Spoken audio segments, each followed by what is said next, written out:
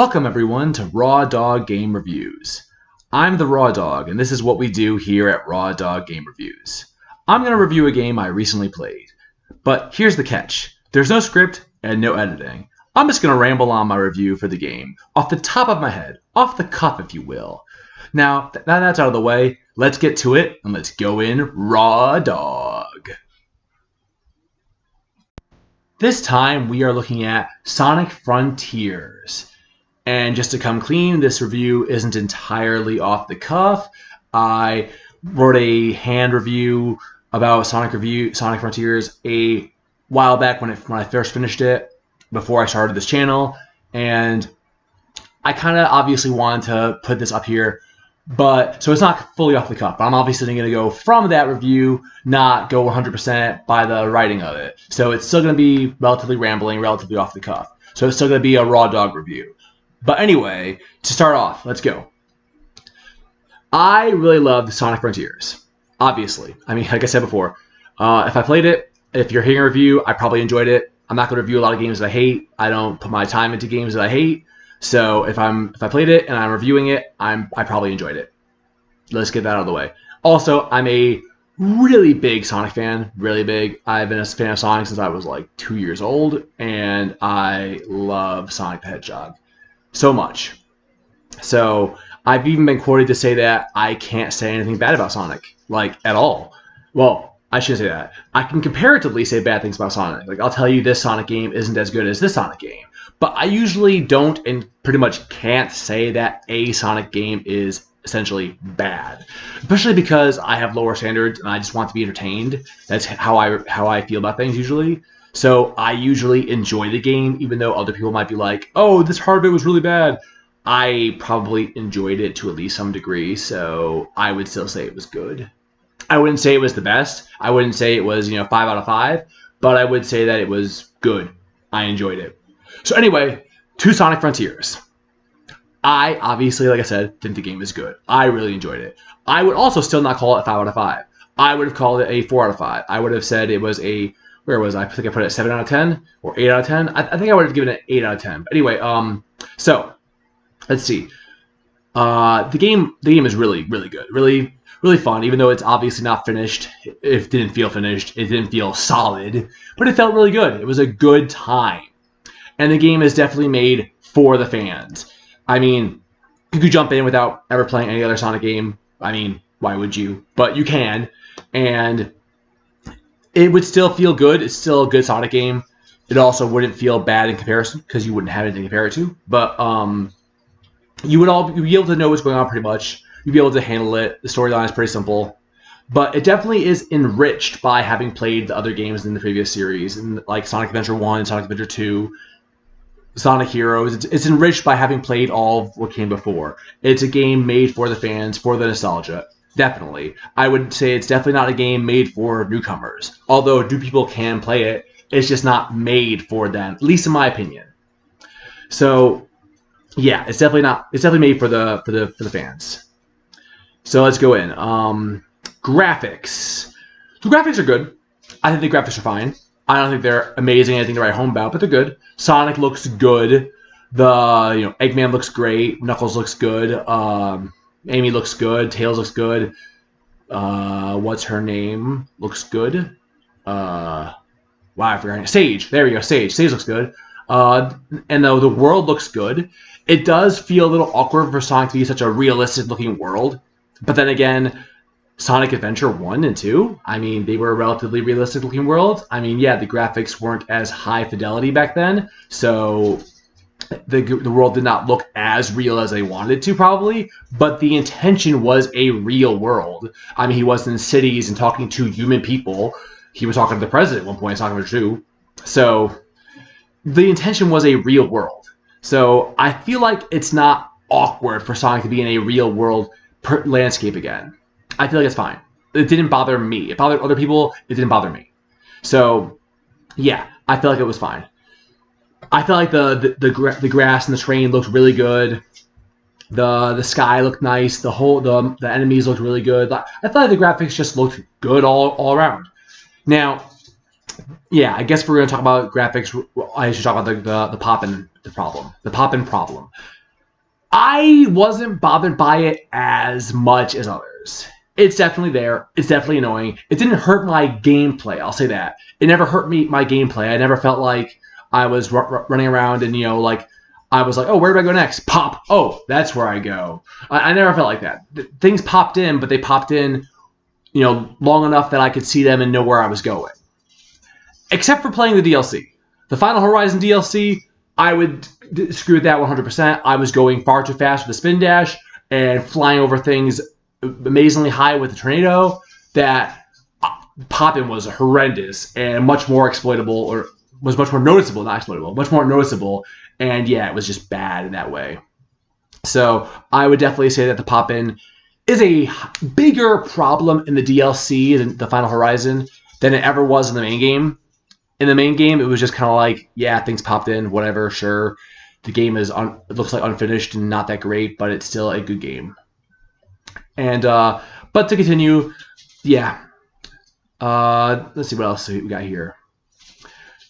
The game just looks fine, in my opinion. It's what you expect from a Sonic game. It looks good. The graphics are good. Now, the music. The music is great. I like the music a lot. I enjoyed it. I love the music, in fact. A lot of Sonic music is some of my favorite music of all time, especially the Titan music. The Titan fight music was, just glorious, amazingly glorious. I don't know how else I can put words to that. I love those tracks. I was listening to them for a long time after I finished the game. Heck, I was listening to Nate's track. I forgot the name for a second. Whatever. I'm not gonna try to hold on to it. I was listening to Nate's ending track for a long time after I finished the game because I just love that track. It's really, really good. So, yeah, I love the music in the game. But like I've said in other videos, I'm not a big BGM person, so the pure background music, like the just little tunes you'll hear in the little melodies in the background, I don't notice them as much. They're not really that big to me, so those are really just kind of like takeaways. It's not really that big to me, so I'm not really going to mention that much. Although I can tell a lot of Sonic music. If you played a Sonic song in the background, I would be able to tell you what song it is, probably. At least if it's one of the more famous ones, because I can recognize some Sonic songs. I'm not big on BGMs, but I can recognize Sonic songs. So, yeah. But anyway, yeah, the Crush 40s, the Titan songs, I don't know, they're made by different people. They're just really, really good songs. Obviously, Crush 40 was not in this one, but I mean, like, when you unlock the jukebox in later updates, and you can, run around to some Crush 40 and, have an awesomeness, that's just great, and I loved it. I would have to say the jukebox added a lot to the game. When I went back in for the DLC, the jukebox was awesome. Although I do have to say I wish you could play the songs during like the action scenes and all that stuff, and during other parts of the game too. Like when you're doing the action things to unlock the spin dash, I really wish you could just play your jukebox and not play the action song. Because I mean, the whole point of me having a jukebox, I felt like, yeah, I want to just listen to these awesome songs I unlocked and spend some time to unlock. And, that was a lot of fun. But I don't want to sit here and listen to this darn little action song again and again and again and again and again as I keep failing this thing. I want to jam out to some tunes. So that was annoying. But, I mean, whatever. Again, like I said, background music is not the biggest hit for me. But those lyrical beauties of Crush 40 and the Titan songs, oh, they're amazing. And just the Titan battles themselves with that music is just stunning. Just fighting the Titans to those big songs, big heavy metal, awesome songs. Oh, it just feels awesome. It entirely enhances the experience. It's just glorious. So, yeah, definitely awesome. I mean, the other music doesn't really matter that much, so we'll just continue on from there. So, the gameplay. Let's talk about the gameplay. The gameplay is good. It's really fun. It's really nice. I really enjoyed the gameplay. I didn't really find the whole rail grinding to be that crazy or that annoying, having the rails in the sky. I mean, it was weird, but it wasn't awkward. I felt like it was fine for Sonic's World. He's had things floating around the sky forever, platforms just hanging there. There's never needed to be a ridiculously good reason for a platform to be hanging in the sky. So I found it fine. It didn't bother me. The game seems fine to me. I also really enjoyed just like traveling around the world fast as Sonic. I feel like the game didn't need fast travel, although it has it. But I found myself usually just running to places or spin dashing to places or rail grinding to places. I almost never use the fast travel because, I mean, you don't really need to. Sonic is fast. It's the whole point of Sonic. So you don't really need to use fast travel. And I feel like that's good. They kind of got the right mark there where, yeah, there's fast travel if you want it, but you don't have to use it. And like the open zones felt really nice to work in. I liked the combat. I liked the game. I liked exploring the open zones. I would say that I did not like the memory tokens. I felt like they were a lot of bloat. I feel like, don't get me wrong, I feel like the platforming challenges in the open zone to get the memory tokens were fun. But by the end of the game, I was fishing a lot because I was just so done with it. And I mean, especially with the last island. The last island, Sage needed so many memory tokens. It was just a chore. So I was just so done with it by then. So done with it that I was using a lot of Big the Cat and a lot of fishing because I was so done with it. So I mean, I would say that for the next game, for my likings and for what I want out of the Sonic game, yeah, the collectibles are nice. I want to explore the open world, the open zones. I like the open zone platforming ideas. I would prefer if they stayed in 3D, just, whatever. I don't mind when they go to 2D. It does kind of feel jarring and kind of break the world and break the physics, and it's kind of annoying. Anyway, the point I'm trying to get at is I'd like if the reward for them, if they have the memory tokens again or something, was more impactful. Like you only need 5 tokens to progress, and there are 5 challenges in the area, and you do those 5 challenges, and you're good. Or you need like 7 tokens, and there are 10 challenges, so you can skip 3 if you want to, but you need to do a majority of them. I feel like that's better than having there be like 200 challenges, and you need like 800 tokens, and you just need to run around grabbing tokens for what feels like forever. So, yeah, I wasn't enjoying that. Now, to go also say the cyberspace stages. Actually, no. Let's go to the enemies first. Go to the combat of the enemies first. I like the combat for the enemies. I thought it was awesome. I really enjoyed it. Giving Sonic serious like combat abilities felt awesome.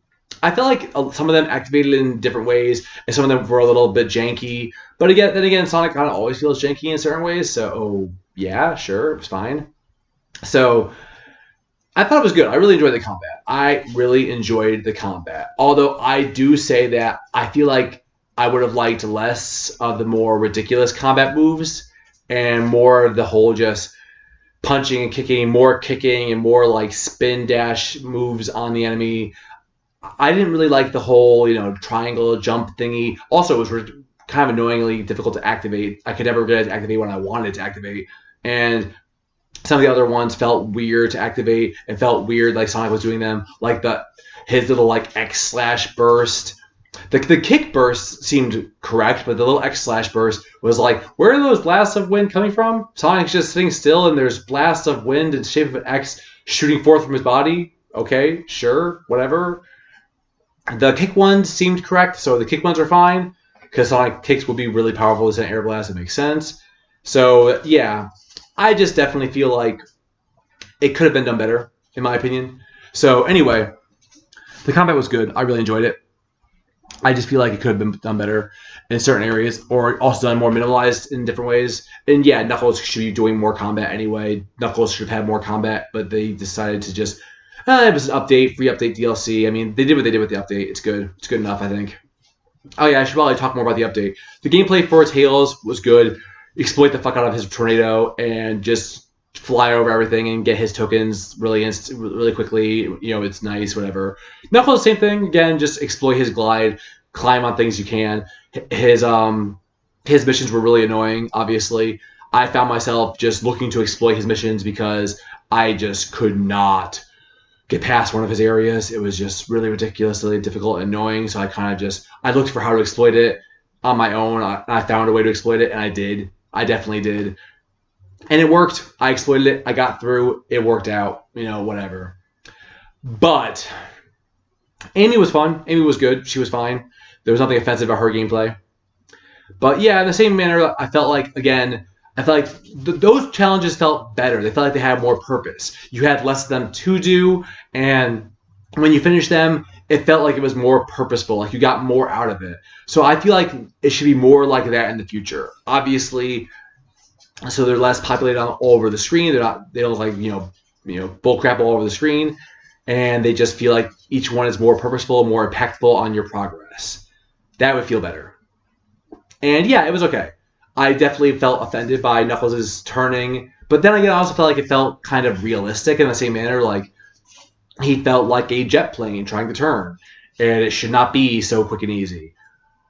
But in that same way, it felt like it was too heavy, too slidey. So yeah, there were problems with that. Anyway, to continue, Tails felt awesome, and the flying around the tornado also felt awesome, and that felt great to exploit things. I just finished Tails' part super easy. And to continue, let's what was I going on next? The story. I mean, let's talk about the gameplay for the final bosses first. So to talk about the DLC a little more. Yeah, the boss combat was stupid. I didn't like that. I didn't like the gatekeeping of forcing you to go into a super hard mode version of the boss fights with perfect parries and all that stuff for the final segment of the game. If it was an optional segment of the game, if it was an optional mode, that's fine. But for that being the gatekeep of the true ending, I would call it, rather than just the ending of the game. I mean, yeah, there's another ending, but it's not. I would not call that the true ending. The ending was garbage.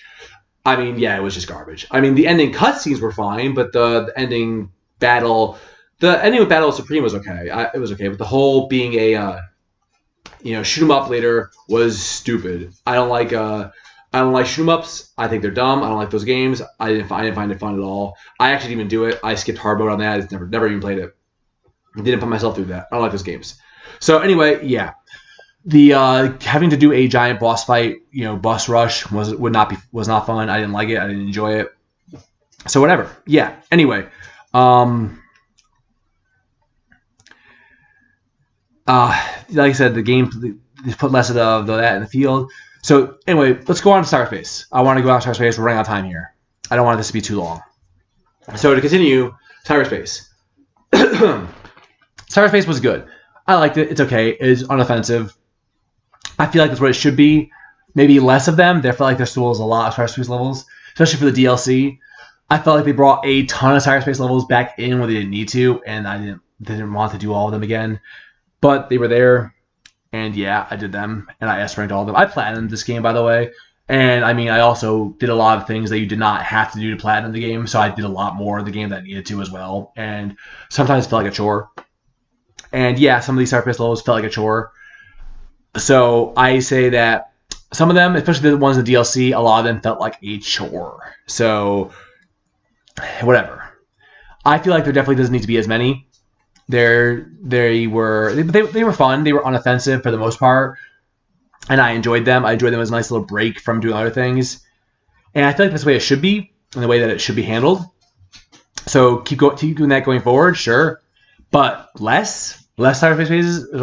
I would say less of them, like maybe 5 per zone instead of 10 almost.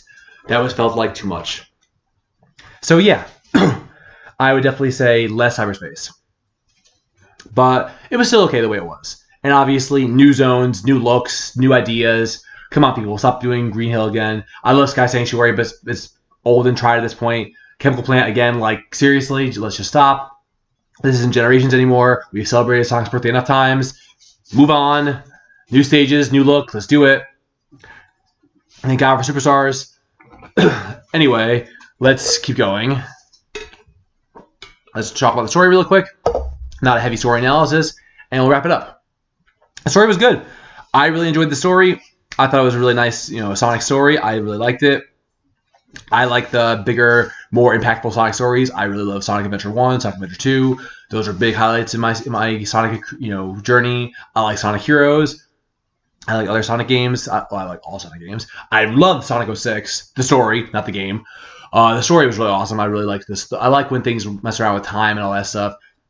I obviously love the original Sonics. So I liked where this is going. I also am one of the people that wish that it got Hyper back, but it didn't. So, whatever.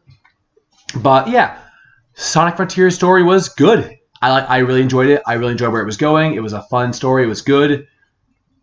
I liked the whole idea that, collect the emeralds, battle the titans for it, big supersonic boss fights. That was really awesome. Having it be a more constant thing rather than the end of the game was cool. It made it so that you got to experience the pure awesomeness of Supersonic for a longer period of time rather than it just being the one-off thing at the end. That was really cool. Because, Supersonic was a reward originally on in the game series, and it was really cool that it was a reward, and you got to play through the entire game as Supersonic, and that was cool. Then you got into Sonic Adventure era, and Supersonic was reserved to the final boss fight. And that's cool. You got a really cool cinematic final boss fight, but I really miss playing as Supersonic more often and in more areas of the game. So having the Titan fights with Supersonic and getting to play as Supersonic more, that felt better. It felt better to use it more and to be able to feel that power more. But anyway, yeah. I don't want to drag on, and I'm not going to go too heavy in spoilers for the storyline for people that want to play it. And I'm not going to go into a deep story analysis. I don't want this video to be too long. So, yeah, the story was good. I really enjoyed it. I liked where it was going. Obviously, the Final Horizon DLC does the finish of the story better. Definitely.